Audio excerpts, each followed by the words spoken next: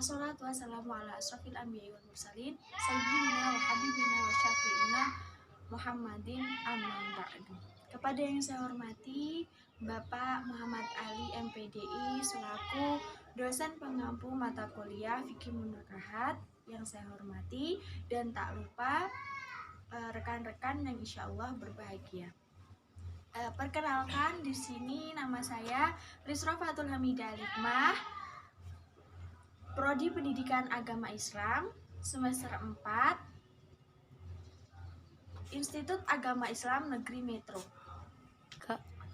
Baik, di sini saya akan membuat video tentang beberapa materi yang tercangkup di dalam fikih munakahat untuk menunjang UAS mata kuliah fikih munakahat. Baik, materi yang pertama kita akan membahas tentang walimatul urs. Walimatul urs itu adalah pertemuan yang diselenggarakan dalam sebuah pesta dalam pernikahan dalam rangka ungkapan syukur dari yang melaksanakan walimatul urs tersebut, atau mensyukuri nikmat atas pertemuan dari anak Adam dalam suatu ikatan yang sah dalam ikatan agama. Atau walimah juga itu bisa dikatakan sebagai pemberian kabar kepada semua orang bahwa si pemberi kabar tersebut sudah menikah dan resmi, sehingga tidak menyebabkan fitnah ketika keduanya sedang berkholwat. Maka dari situ dia bisa lebih bebas lagi dalam bersamaan dengan pasangannya itu. Hukum walimah, hukum menghadiri walimah itu adalah di sini disebutkan dalam hadis Rasulullah SAW, apabila seorang di antara kalian diundang untuk menghadiri walimatul urs atau resepsi pernikahan, maka penuhilah. Hadis riwayat Muslim. Tapi ada sebuah hadis lagi, yakni Rasulullah SAW bersabda, barang siapa yang tidak menghadiri undangan walimah atau pernikahan, sungguh dia telah durhaka kepada Allah dan Rasulnya. Hadis riwayat Muslim. Jadi menghadiri walimatul urs itu adalah hukumnya wajib. Apabila jika ada uzur yang memenuhi syar'i, maka tidak apa-apa untuk tidak mendatangi walimah undangan tersebut. Jumhur ulama bersepakat bahwa mengadakan walimatul urs adalah sunnah muakkad. Dari Anas, ia berkata, Rasulullah SAW belum pernah mengadakan walimah untuk istri-istrinya, seperti beliau mengadakan untuk Zainab. Beliau mengadakan untuknya dengan seekor kambing. Hadis riwayat Bukhari Muslim. Adapun yang harus dijaga dalam walimatul urs itu yang pertama, sebuah dengan dia dan wajib hukumnya menghadiri walimatul urs kecuali ada uzur yang syar'i. Baik, materi selanjutnya yakni tentang hak dan kewajiban suami terhadap istri dalam keluarga. Jadi mereka meminta tentang hukum-hukum tentang wanita, dan Allah memberikan jawabannya dan dijelaskan di dalam Quran surat An-Nisa. Jadi kezaliman di muka bumi ini tidak ada dikarenakan tidak adanya rahmat. Orang yang memberi kasih sayang kepada sesama, maka Allah akan memberikan kasih sayang kepada dirinya. Tetapi di saat dicabut rahmat, maka semua tidak akan nyaman meskipun itu suami istri yang sah. Nah, dari sini muncul kezaliman yang akan timbul di dalam keluarga tersebut. Jika dia berbuat dalam kezaliman kepada anak yatim, itu maka akan berimbas di dalam keluarganya. Di sini dijelaskan bahwasanya bayi yang di dalam kandungan harta warisannya sama dengan yang sudah besar dan ada di dunia. Baik ibu-ibu yang memiliki anak-anak yatim, sebenarnya wanita yang mementingkan kebahagiaan suami daripada dirinya itu bisa dikatakan sebagai wanita-wanita surga yang berjalan di atas bumi. Nah, hak-hak suami terhadap istri dalam keluarganya itu, suami tidak boleh menyakiti istrinya ataupun nuzuk.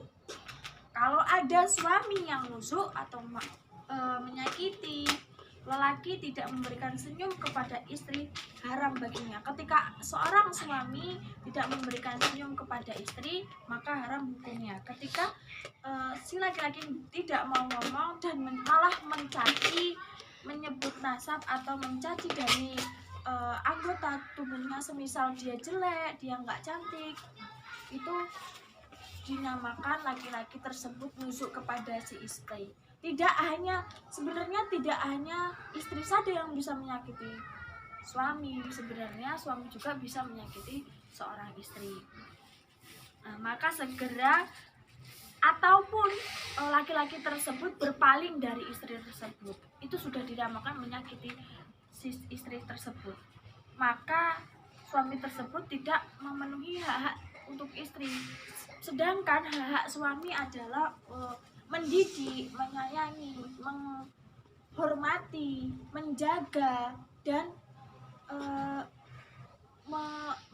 menyiapkan nafkah secara lahir dan batin. Maka ketika ada seorang laki-laki atau suami yang dia berzalim kepada istri, maka segeralah membuat perdamaian kepada suami tersebut, jelaskan sejelas-jelas mungkin.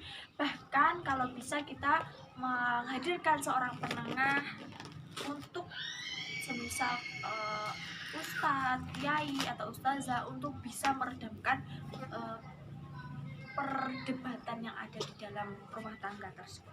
Nah, maka dari situ suami bertanggung jawab atas seluruh keperluan dan pendidikan dari seorang istri. Baik, materi selanjutnya yakni nafkah kiswah dan tempat tinggal bersama. Nafkah adalah arti dari nafkah sendiri itu adalah belanja untuk hidup atau uang pendapatan suami yang diberikan kepada istri dan anak-anaknya untuk memenuhi keperluan-keperluan di dalam keluarganya tersebut, atau segala bentuk pembelanjaan manusia terhadap dirinya dan keluarganya dari makan, pakaian, dan tempat tinggal. Allah mewajibkan pemberian nafkah dari seorang suami kepada istri dan anak-anaknya untuk menunjang kehidupan, untuk memperbaiki kehidupan di dalam keluarganya. Kiswah sendiri atau yakni bisa diartikan sebagai pakaian, merupakan kebutuhan pokok yang sangat signifikan di dalam keluarga untuk melindungi diri dari sengatan matahari, untuk menutupi aurat bagi istri agar tidak dilihat lawan jenis seperti itu. Nah, terus selain makanan dan tempat tinggal berteduh atau tempat tinggal rumah, manusia membutuhkan pakaian untuk melindungi dan menutup dirinya. Yang selanjutnya yakni tempat tinggal. Tempat tinggal biasanya berwujud bangunan rumah atau struktur lainnya sebagai tempat tinggal manusia. Nah, tempat tinggal itu memiliki fungsi untuk keluarga, terutama untuk keluarga, yakni yang pertama untuk berteduh dan berkumpul, untuk beribadah, berkumpul bersama-sama, menjalankan pernikahan itu dengan yang kemaslahatan, dengan rasa kasih sayang untuk menuju ridha Allah. Atau yang kedua mendidik istri agar menjadi soleha, mendidik anak agar menjadi soleha, dan untuk tempat istirahat berteduh setelah seharian mungkin bekerja dari mana untuk menafkahi istri, itu untuk tempat berteduh, beristirahat. Dan Yang terakhir yaitu tempat untuk bersenang-senang bersama keluarga, seperti halnya untuk melaksanakan walimatul us, walimatul khitan, walimatul yang lain-lain, atau pengajian atau perkumpulan-perkumpulan yang berbasis Islami seperti itu. Baik, selanjutnya yakni kedudukan harta dalam pernikahan. Nah, dalam pernikahan harta sangat penting dan penting untuk dipahami dari pihak laki-laki dan pihak perempuan. Baik itu akan ketika akan melangsungkan pernikahan ataupun yang sudah melangsungkan pernikahan itu sendiri. Nah, suami dan istri pun harus terus mengetahui dan mengerti bagaimana hukum dari kedudukan harta dalam pernikahannya.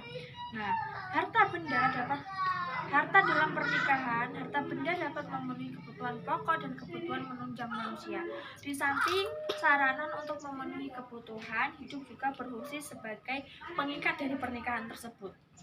Maksudnya apa? Karena harta tersebut untuk pengikat antara dua belah pihak, laki-laki dan perempuan yang suami istri ini.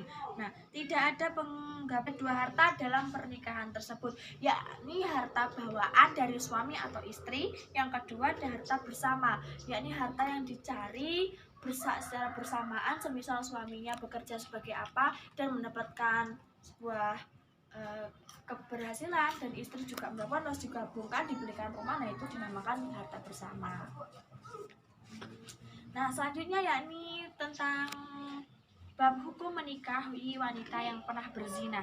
Rasulullah Shallallahu Alaihi Wasallam bersabda, siapa yang tertimpa musibah maksiat dengan melakukan perbuatan semacam ini, yakni zina, hendaknya ia menyembunyikan dan merahasiakan kerahasiaannya dengan kerahasiaan yang Allah berikan. Hadis riwayat Malik dalam Al-Muwatta. Nah, jadi di sini tidak ada masalahnya ketika seorang wanita tersebut sudah tidak pernah lagi atau sudah pernah melakukan zina.